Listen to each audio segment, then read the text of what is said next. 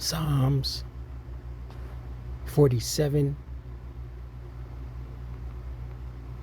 verse 2.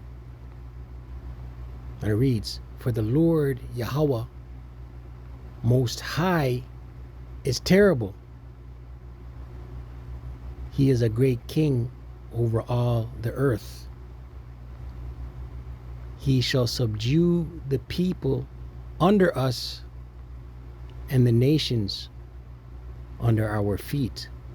All praises, all power, all glory to Yahweh, Bahashem Yahushai, Bahashem Rakaha Kodash. Yahweh being the name of the Father, who the world even calls God. Yahweh, meaning he exists. Bahashem, in the name. Yahushai, who the world even calls Jesus Christ. Yahushai, meaning he is salvation. Bahashem, in the name. Rakaha Kodash, Spirit Holy. Double honors to the apostles and elders of Great Millstone who teach well and rule well, who taught me this truth. Peace and salutation to the Akyam, the fellow laborers, the hopeful elect, pushing this truth at risk of their own lives throughout the four corners of the earth. To the Akwathim, listening, learning in sincerity and the truth and in silence, Shalom. Akyam, meaning brothers, Akwathim, meaning sisters, Shalom, meaning peace be unto you. Brother Shema from the GMS Toronto camp, here in Toronto, here with another lesson. And we'll get right into it. I was meditating on this script earlier today. Psalms 47 and 3, right? Because Yahushua is coming to take this earth, right? It's already his, but he's coming to officially claim it, right? And put all nations in subjection. Scripture say in Psalms, Revelation 19, verse 11, on his head were many crowns. Salakia.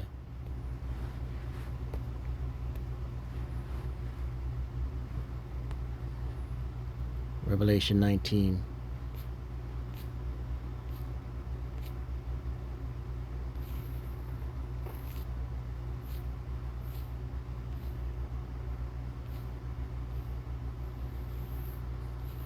Verse 12. Verse 11. Revelation 19:11. It points to 12. "And I saw heaven," it's a vision of John the Revelator,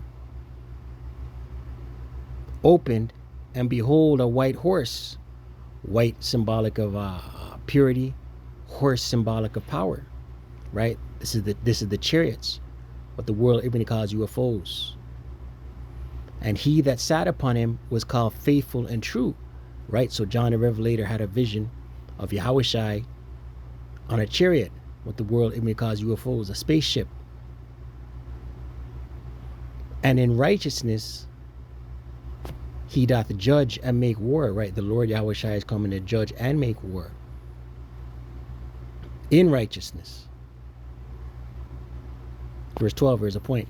"His eyes were as a flame of fire, and on his head were many crowns," right? That's the different rulerships, different rulership structures throughout this earth. Esau, Edom, NATO, the EU, Babylon the Great,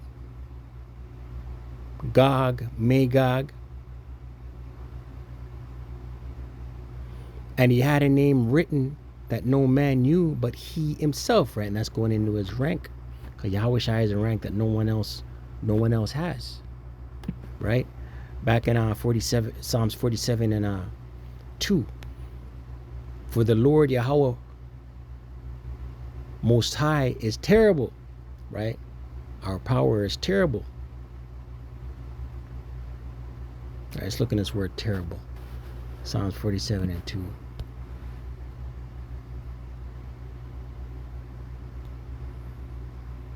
Right, when the Lord sends his son, his arm,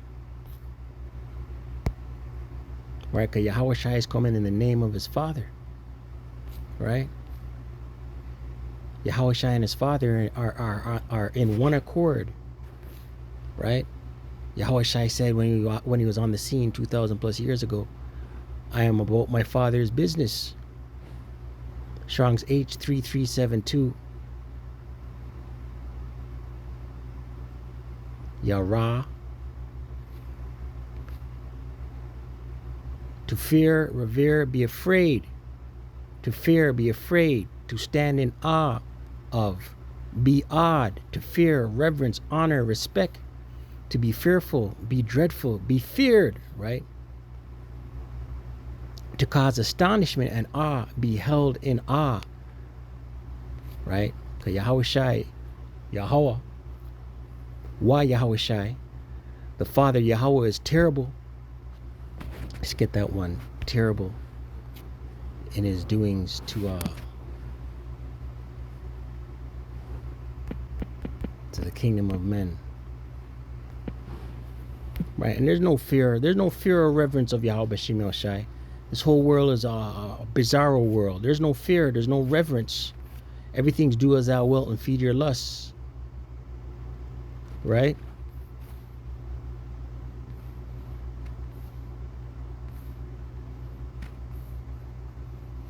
Psalm 66:5. Come and see the works of Yahweh B'Shem Yahushai. Right, and the Lord's coming, the Lord's sending his son, the Lord's returning to fire laser beams, right? And the Spirit of the Lord is going to be on those missiles that lay waste to America the Great, Babylon the Great. He is terrible in his doing toward the children of men, right? All nations, right? The Lord is not playing when he sends his son. Psalms 47 and 2 once again. For the Lord Yahweh Most High is terrible. He is a great king over all the earth. He shall subdue the people under us. Right? All nations are going to be subdued. All kindreds, all peoples. And the nations under our feet, right? They're going to be underneath the Israelites. Right?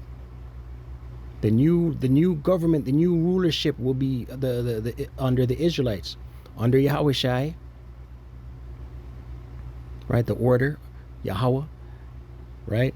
Yahweh Shai, King David, the 12, the 144,000, the men.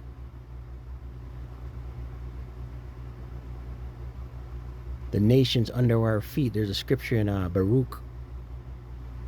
Right, under our feet. What does that mean? You will be in subjection. There's a scripture in Baruch. Tread upon the neck.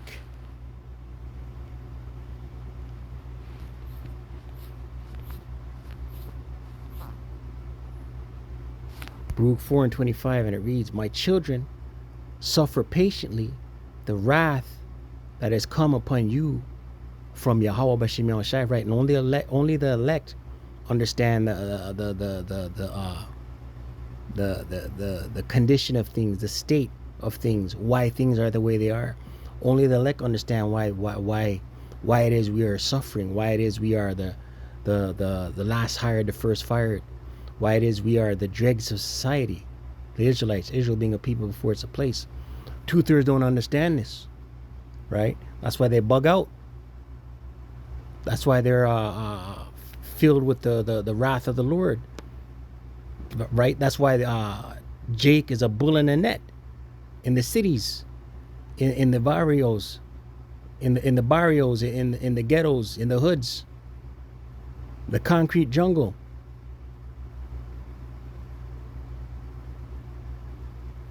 Baruch 4:25, "My children, suffer patiently the wrath that has come upon you from Yahweh B'Shem Yahushai." Right, we are under the curses. "For thine enemy hath persecuted thee," right? Beginning with chiefly Esau, Edom, but all nations have persecuted the Israelites. Israel being a people before it's a place. "But shortly thou shalt see his destruction," right? The elect, Lord ruler of that number, are going to see the destruction of Babylon the Great, America the Great. Right? They're going to be in the chariots, looking down on the sea. The sea of glass mingled with fire, and shall tread upon his neck. Right, we just read the scripture where the Lord Yahweh Shai, the Lord Yahweh B'Shem Yahushai is going to put all nations under our feet. Right, tread upon his neck. Right, to put your foot on someone's neck, that's total domination. You are being dominated. You're being violated. You're in subjection. Right? There's one on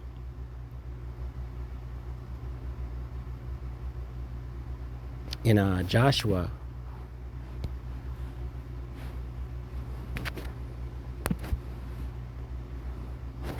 When Joshua told come put your feet on their necks, right?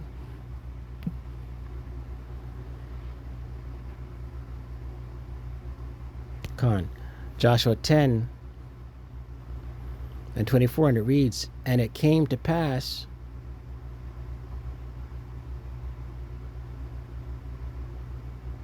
NLT, when they brought Joshua 10 and 24 NLT, when they brought them out, Joshua told the commanders of his army, come and put your feet on the king's necks. And they did as they were told. KJV, and it came to pass when they brought out those kings unto Joshua, that Joshua called for all the men of Israel and said unto the captains of the men of war which went with him, come near, put your feet upon the necks of these kings. And they came near and put their feet upon the necks of them, right? Yahushua is going to return, beam up his elect, right? Just like what Joshua did when he told his commanders, come put your foot on the necks of these kings. Yahushua is going to tell his elect, put your foot on the necks of these heathen, these Edomites, these ruling class elites, right? We just read in Baruch, you shall tread upon their necks. Shall see his destruction and shall tread upon his neck, right? So there's going to be a great translation that's coming to this place, man. Right, beginning with Yahweh Bashim Yahushai, right, and then the trickle down to the elect, the 144,000, right. But that's it on that. Nothing too long, you know. I'm just meditating on that scripture today during the day. The Psalms 47.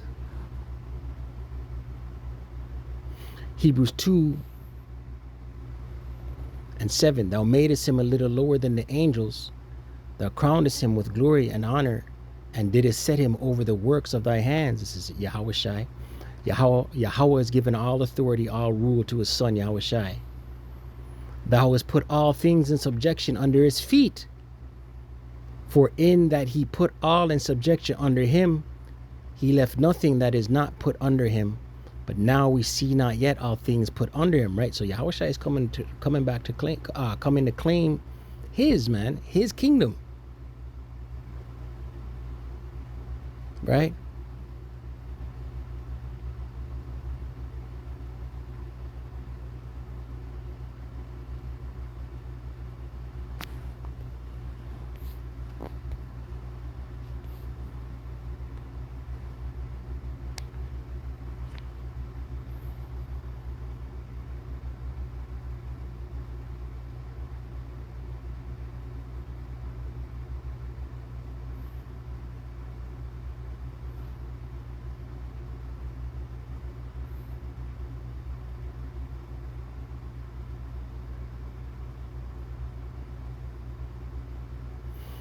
Psalm 76 and 12. He shall cut off the spirit of princes.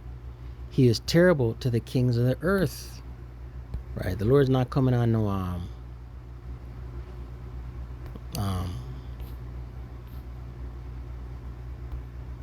the Lord's coming serious. He's not coming on no fun and games. He's not coming on no fun and games stuff, man. He's coming to take the kingdom.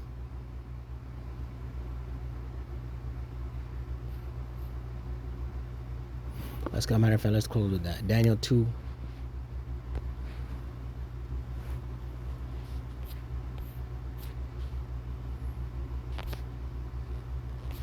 Daniel 2 and 44.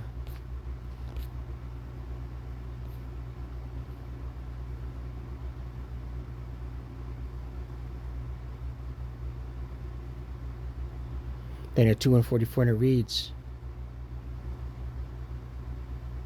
in the NLT, during the reigns of those kings, the power of heaven will set up a kingdom that will never be destroyed.